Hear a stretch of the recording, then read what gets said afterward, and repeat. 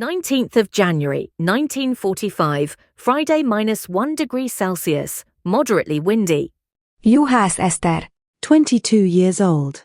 District 11. Orlery Street 4. A gendarme came from Pest and said that Pest had been abandoned and the Russians had already occupied it.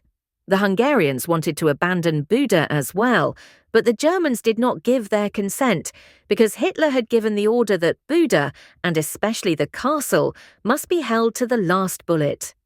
The poor Germans already have 7,000 wounded, whom they would not be able to take with them even if, by some miracle, they were able to break out. This order is tantamount to a death sentence for the entire company. I feel very sorry for them. Almost all of them are quite young men, between 18 and 24 years old, and they are completely desperate. One of them was supposed to go on leave now, but instead he was ordered to the embankment for 24-hour duty with a 5-hour rest. He was in quite a good mood and acted as if the whole thing didn't bother him, but it was just an act. The Germans stationed near our house have often lectured me about the relief troops and victory, but when they thought I couldn't hear them, they spoke of the events with the greatest despair. The Russians are shelling Horthy Street, now Bartok Bela Street, from Pest. Now it is not possible to walk on this road at all. We don't go out into the street anymore, at most to the gate to get some fresh air. Fenya Miksha, 66 years old, writer, lawyer. Pest, District 8. Haransky Street 11. This morning I set out to walk through the city. I walked along Joseph Boulevard, Elizabeth Boulevard, Andrassy Avenue and Benksur Street. If the sights along this route don't make your nerves collapse, then you are a heartless beast. Which is what we are, I suppose. I don't think there has ever been an example in the history of modern warfare of such horror as has destroyed Budapest. If it had happened, as we read in ancient writings, that Budapest had been razed to the ground and its site sown with salt, it would not be as tragic a sight as the one that unfolded before me as I stepped onto the boulevard. There will be no city here in my lifetime, perhaps not even in my son's. There is not a single intact house on the entire route. Some are completely in ruins, others have their facades intact, but through the gaping windows you can see their gutted interiors. There are some that will be relatively easier to restore, roofs removed or torn apart, balconies broken off, window shutters, shop shutters twisted out, electric and telephone cables and the iron posts of tram lines twisted out or broken at the waist, the sidewalk and roadway littered with glass, cement and brick debris, fired and unfired projectiles, torn up by holes, craters and shell craters, charred beams thrown onto the road, wrecked cars, armored vehicles, tank mastodons on the sidewalk, trees uprooted or split apart. In Sandor Square, a man with a shattered head. At Rákóczi Square, another corpse. At the corner of Boulevard and Kirali Street, 6 corpses, half-dressed people, mangled, face down on the ground.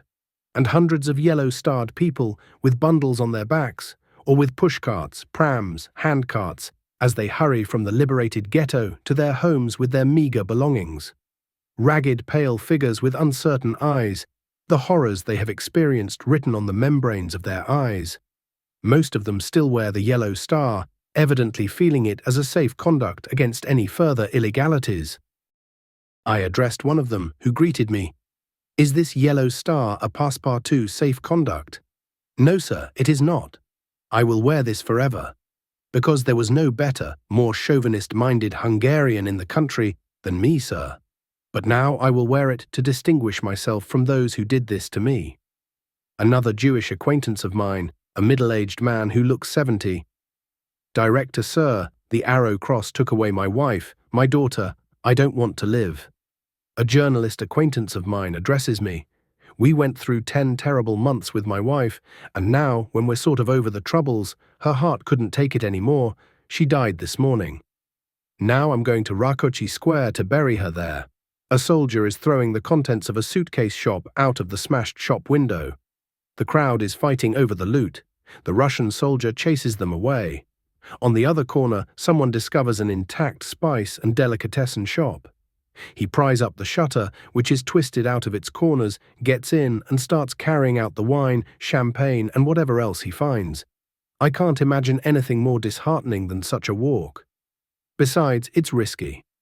Not so much because of the strafing by German planes, which is also unnerving, but because of the bricks, shards of glass, shutters and beams falling from the houses with every gust of wind. An old man was sitting in front of one such crumbling house on a pile of snow, covered in blood, with deep cuts on his face and hands. He couldn't even move because of the heavy blood loss. No one cared about him. Neither did I. I gave him a pitying glance and walked on, and I didn't even feel ashamed of myself. I don't know how many years they have been trying to awaken the sense of community in people. They succeeded. Generally, everything they tried to achieve based on the Nazi example succeeded. The Führer will take care of it. Well, he did take care of Hungary, with German thoroughness, for decades to come. The Führer is taking revenge for Aachen. If he couldn't punish Manchester for the destruction of Aachen, then he punished his allies' capital. The Führer will take care of it. Yesterday was the 10th month since the Nazis occupied Hungary. My captivity lasted exactly 10 months, and when I stepped out of my dark prison into the open air, for a moment I felt like just going back. It's not a sight for human eyes. Woe to the vanquished. The S family arrived. They had been through terrible things. In the air raid shelter where they were staying, they were together with 40 or 50 Arrow Cross workers from the vinyl factory, who tortured their chief engineer to death with the most refined tortures because he was of Jewish origin. These Arrow Cross men went up to the empty apartments, robbed them, beat the owners half to death if they protested, and brutally abused the entire basement. When there was nothing left to steal here, they went to the neighboring pawn shop and robbed that. As soon as the Russians came in, they threw away their Arrow Cross badges, and the next day they appeared with red armbands. Today at noon, in the face of what we saw and heard about the horrors, we conferred dejectedly and resignedly about what to do. And nothing came to mind, except that it would be good to be in Switzerland, or Portugal, or Rome, or hell. What do I care? Neshe Laszlo. 15 years old. Buda, District 1, Mészáros Street 32. The neighbor with the broken leg was taken to the Gömbös Gyula Street Hospital. There are still wounded lying in the courtyard, with wounds bandaged with newspaper. There are no bandages. I got a grenade end from Marika. I decided to collect shrapnel. They threw me out of the shelter along with my collection, but I threw out most of the collection, about 5 kilograms of scrap metal, and the kids brought it back to the shelter again. No one dares take it away from them, because then they scream.